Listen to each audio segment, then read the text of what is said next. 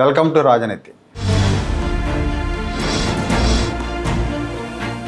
మాజీ ముఖ్యమంత్రి జగన్మోహన్ రెడ్డి గారు రాష్ట్రంలో అడుగు పెడుతున్నారు, ఒక ప్రాంతానికి వెళ్తున్నారంటే ఆ ప్రాంతంలో ప్రజలకు తీవ్రమైన ఇబ్బంది, తీవ్రంగా భయపడే పరిస్థితి. ఎందుకంటే ఆయన రాష్ట్ర పర్యటన అనగానే అరాచక శక్తులు ఊగిపోతూ ఉంటాయి, ఉన్మాద మోకలు దాడులకు తెగబడుతుంటాయి. జనం వాళ్ళ పనులు వాళ్ళు చేసుకోలేరు, దుకాణాలు తెరవలేరు, వ్యాపారాలు చేసుకోలేరు, తెరిస్తే ఎక్కడ లూటీలు చేస్తారనే భయం. మనం గతంలో చూస్తే గుంటూరు మిర్చియార్డ్లో రైతుల పరామర్శ పేరుతో అక్కడికి వెళ్ళాడు, వేల మందితో మిర్చియార్డ్లో జొరబడ్డారు. యాక్చువల్గా ఆ పర్యటనకు అనుమతి లేదని పోలీసులు చెప్పినా కూడా వినకుండా వెళ్ళాడు. ఎమ్మెల్సీ ఎన్నికల కోడ్ అమల్లో ఉంది, మీరు వెళ్ళొద్దన్నా కానీ వెళ్ళారు. సరే పోనీ పరామర్శించి పరిమిత సంఖ్యలో అనుచరులతో వెళ్ళి పరామర్శించి వచ్చారంటే అది లేదు. అక్కడికి వెళ్ళారు, వాళ్ళంతా కూడా టిక్కీలంతా ధ్వంసం చేశారు. కొంతమంది టిక్కీలు దొంగతనం చేశారు, మిర్చి టిక్కీలు. దాని మూలంగా రైతులు నష్టపోయారు. అలాగే పొదిలి, ప్రకాశం జిల్లా పొదిలి వేలం కేంద్రంలో, పొగాకు వేలం కేంద్రంలో పెద్ద ఎత్తున అనుచరులతో వెళ్ళాడు. అక్కడ పొగాకు చెక్కులన్నీ తొక్కిపడేశారు, రైతులకు తీవ్ర నష్టం వాటిల్లండి. పరామర్శతో పేరుతో వెళ్ళి రైతులకు నష్టం చేశాడు జగన్మోహన్ రెడ్డి. పైగా ఆ ఊరిలో ప్రశాంతంగా నిరసన వ్యక్తం చేస్తుంటే కొంతమంది మహిళలు, అమరావతి మహిళలని సాక్షిలో అవమానపరిచారని, దానికి జగన్ క్షమాపణ చెప్పాలని ప్లకార్డులు పట్టుకొని నిలబడితే వాళ్ళ మీద దాడులు చేశారు. రాళ్ళు వేశారు, నీళ్ళ సీసాలు ఇసిరేశారు, చెప్పులు ఇసిరేశారు. పోలీసులు అడ్డుకుంటే పోలీసుల మీద దాడి చేశారు. ఒక భీతావహ వాతావరణం సృష్టించారు. అలాగే ఇబ్రహీంపట్నంలో జోగి రమేష్ కుమారుడి పెళ్లి సందర్భంగా వైసీపీ మోకలు వేరంగం వేసినాయి. ఆ మార్గంలో ఒక చిన్నపిల్లాడు ఒక పొట్టి సైకిల్ వేసుకొని వెళ్తూ ఉంటే, ఒక బుడ్డ సైకిల్ దుక్కుంటూ వెళ్తూ ఉంటే ఆయన పక్కకు లాగేసి ఆ సైకిల్ని గాలిలో ఇసిరేసి దాన్ని అరాచకంగా కింద పడేసి తొక్కేసి, వాడు నా సైకిల్ని వదిలేయండి, నాకు ఇచ్చేయండి అని ఏడుస్తున్నా ఇవ్వకుండా నానా అరాచకం చేశారు. కనీసం దాని మీద జగన్మోహన్ రెడ్డి పిల్లాడిని ఇబ్బంది పెట్టారేంటో అని మందలించను కూడా మందలించలేదు. అంటే అతని మనస్తత్వం ఎలాంటిదో ఆలోచించండి. ఇంకా అలాగే రాప్తాడులో మోకలు వెళ్ళి హెలికాప్టర్ మీద పడ్డాయి, జగన్ తెచ్చిన హెలికాప్టర్ మీద. దాన్ని ఒక ఇష్యూ చేయాలని చూశారు. నాకు భద్రత లేదు, ఈ ప్రభుత్వం భద్రత కల్పించలేదని ఆరోపణ చేయడానికే జనాన్ని రెచ్చగొట్టారు.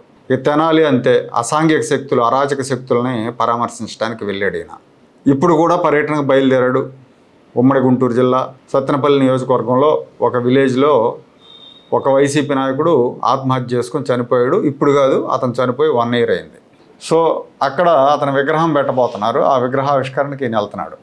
ప్రపంచంలో ఏ దేశంలో లేనట్టుగా మన దేశంలో ఎలాంటి అనుమతులు లేకుండా, ఎలాంటి అర్హతలు లేకుండా విచ్చలవిడిగా విగ్రహాలు పెడతారు. ఎలాంటి అర్హతలు లేని వ్యక్తులకు కూడా. జనరల్గా ఏంటంటే మిగతా దేశాల్లో గొప్ప గొప్ప మహనీయులు, వాళ్ళ దేశానికి సేవలు చేసిన వాళ్ళు ఎవరిని ఉంటే వాళ్ళవి, అది కూడా పబ్లిక్ ఇబ్బంది లేకుండా విగ్రహాలు పెడతారు, పరిమితంగా పెడతారు. ఈ దేశంలో మాత్రం అది కాదు.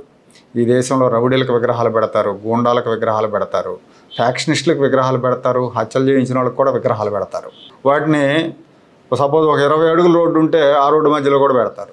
జనానికి ఇబ్బంది తీసేయండి అన్నా ఒప్పుకోరు, అనుమతులు లేకపోయినా పెట్టేస్తారు. తీసేయాలంటే మనోభావాలు గుర్తుకొస్తాయి, ఒక్కొక్కళ్ళకి మతాలు గుర్తుకొస్తాయి, కులాలు గుర్తుకొస్తాయి.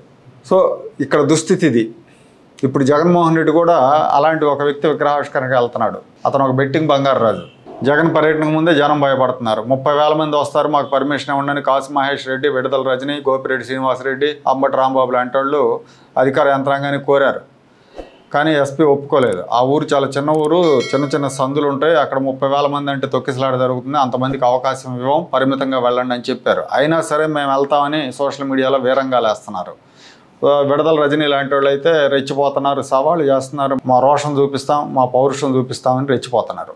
పైగా సోషల్ మీడియాలో పల్నాడులో ఈరోజు గవర్నమెంట్ రూల్ కాదు, జగన్ రూల్ నడుస్తుంది, ఎదురొస్తే తొక్కి పడేస్తాం, పల్నాడు బ్యారికేడ్లు బద్దలు కొడతాం, ఇలాంటి పోస్టులు పెట్టి వైసీపీ అరాచక మూక రెచ్చిపోతూ ఉంది. వెళ్ళేదేమో చావు పరామర్శలకి, వీళ్ళు పెట్టే పోస్టులు ఏమో యుద్ధానికి మేము సిద్ధం అన్నట్టుగా రెచ్చగొట్టే విధంగా పోస్టులు పెడతా ఉన్నారు. ఇదేమి సంస్కారం? జగన్మోహన్ రెడ్డికి ఆయన అనుచరులకు సంస్కారం లేదనటానికి ఇది ఒక నిదర్శనం. అసాంఘిక శక్తులు, అరాచక శక్తుల నాయకుడు జగన్మోహన్ రెడ్డి అని చెప్పడానికి ఇది ఒక నిదర్శనం. వీళ్ళ సవాళ్ళు చూసి పల్నాడు ప్రజలు భయపడుతున్నారు. మళ్ళీ ఏం గొడవలు అవుతాయో అని ఆ ప్రాంత ప్రజలు, ఆ ప్రాంతంలో గ్రామాల ప్రజలు భయపడుతున్నారు. అసలు ఇంతకీ జగన్మోహన్ రెడ్డి ఆయన పార్టీ చేస్తున్న ఆరోపణ ఏంటో తెలుసా? ఇతను ఈ చనిపోయిన ఎవరైతే ఈ సత్తెనపల్లి నియోజకవర్గంలో రెంటపాళ్ళ అనే ఊళ్ళో కొర్లకుంట నాగమల్లేశ్వరరావు, ఇతను ఆత్మహత్య చేసుకున్నాడు. ఇతను ఆత్మహత్య చేసుకోవడానికి కారణం చంద్రబాబు నాయుడు గారి ప్రభుత్వం అతని వేధింపులకు గురి చేసింది. వేధింపులు తట్టుకోలేక, పోలీసు వేధింపులు తట్టుకోలేక ఆత్మహత్యకు పాల్పడ్డాడు అని ఆరోపణలు చేస్తున్నారు. సో అతను ఆత్మహత్య చేసుకొని కూడా సంవత్సరం దాటిపోయింది. ఇప్పుడు ఆ కుటుంబాన్ని పరామర్శించి విగ్రహం ఆవిష్కరించడానికి జగన్ వెళ్తున్నాడు. అంటే చనిపోయిన సంవత్సరం తర్వాత చావు పరామర్శకు వెళ్ళటం అనేది జగన్మోహన్ రెడ్డికి చెల్లింది. అది ఆయనకు అలవాటు కూడా. వాళ్ళ నాయన చనిపోయినప్పుడు కూడా 3 ఏళ్ళు పరామర్శ చేస్తూనే ఉన్నాడు. ఇక ఈ సదరు నాగమల్లేశ్వరరావు తెలుగుదేశం ప్రభుత్వ వేధింపుల వల్లే చనిపోయాడని వీళ్ళు ఆరోపిస్తున్నారు. ఈ నాగమల్లేశ్వరరావు లాస్ట్ ఇయర్ జూన్ 5వ తారీఖున పురుగుమందాగి ఆత్మహత్యాయత్నం చేశాడు. ఆయన హాస్పిటల్లో చేర్చారు. 4 రోజులు హాస్పిటల్లో కొట్టుమిట్టాడిన తర్వాత జూన్ 9వ తారీఖున మరణించారు. ఇక ఈ రాష్ట్రంలో ఎన్నికల ఫలితాలు జూన్ 4వ తారీఖున వచ్చినాయి. చంద్రబాబు నాయుడు గారు ముఖ్యమంత్రిగా ప్రమాణ స్వీకారం చేసింది జూన్ 12వ తారీఖు.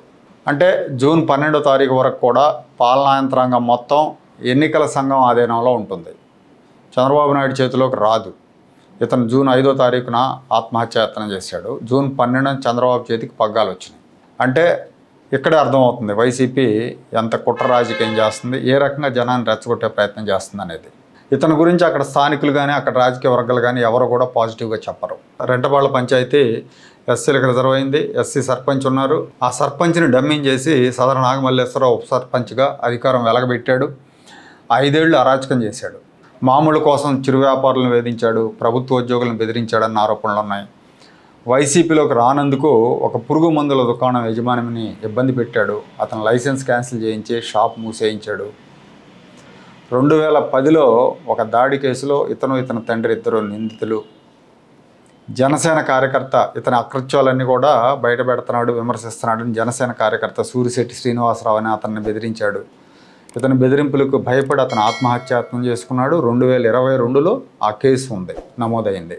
ఇంత అరాచకం చేసిన వ్యక్తి ఆత్మహత్య చేసుకున్నాడు. అదిన్నో రాష్ట్రంలో తెలుగుదేశం పార్టీ అధికార పగ్గాలు చేపట్టక ముందు ఆత్మహత్యాయత్నం చేశారు. కానీ దానికి కారణం తెలుగుదేశం వాళ్ళే. అధికారంలోకి వచ్చిన వెంటనే వేధింపులకు పాల్పడ్డాడు అని ఇప్పుడు జగన్మోహన్ రెడ్డి పరామర్శ చేస్తున్నాడు. దీన్ని చంద్రబాబుకి ఆపాదించేందుకు, జనాన్ని రెచ్చగొట్టేందుకు మళ్ళీ వస్తున్నాడు. ప్రజలు ఇతనికి ఏడాది క్రితమే ఇతని అరాచకాలు తట్టుకోలేక ప్రజాస్వామ్యబద్ధంగా బుద్ధి చెప్పారు. అయినా కూడా ఇతనిలో మార్పు లేదు, ఇతను వినటం లేదు.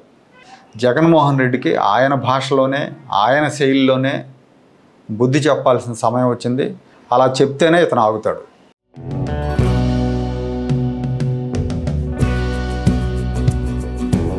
Like, share and subscribe to Rajaniti channel.